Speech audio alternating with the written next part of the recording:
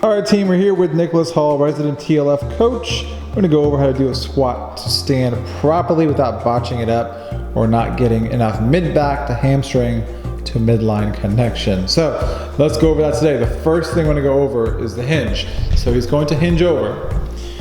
If you have the hamstring mobility like he does, this is where you'll start. If you don't, we're gonna bend the knees a little bit. Show him that, cool. But he has the hamstring mobility, so we're gonna go into the hamstring mobility for him first. So in this position, he's grabbing his toes, as many toes as possible. You can see him wedging his hands underneath the toes. He's gonna pull up on the toes really hard, but equally drive the toes into his fingers.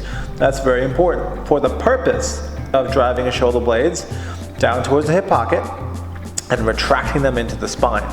He's gonna do it one more time. Boom, so I'm gonna show you that from the front angle too. And notice, he's gonna drive his elbows in as he pulls. You're gonna do a few reps of that. Boom, you can see his shoulders drop into the hip socket. So that's step one, okay? He's gonna come back up here. Okay, once you establish that connection, then, and only then, will we start to descend into a squat. So he's gonna get back in position again. He grabs the toes. He sets everything solid. I'm gonna show you a back view right here. You can see how solid his back is. And then he begins to descend into a squat without losing the connection he started with.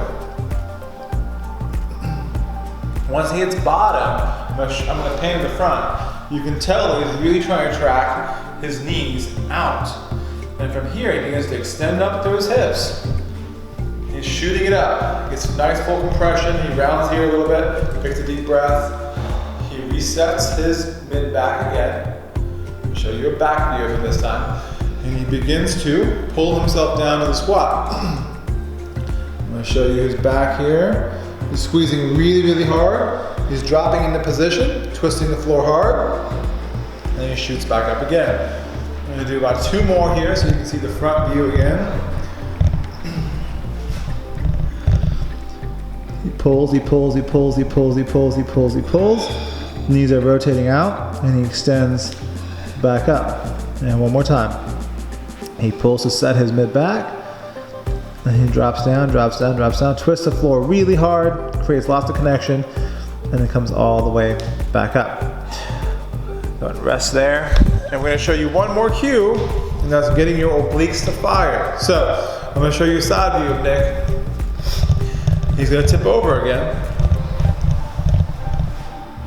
Okay, once he tips over, he's gonna grab his toes. He's gonna set his back.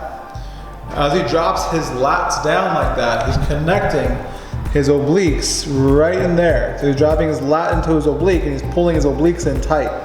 Once he gets that connection, then he begins to descend.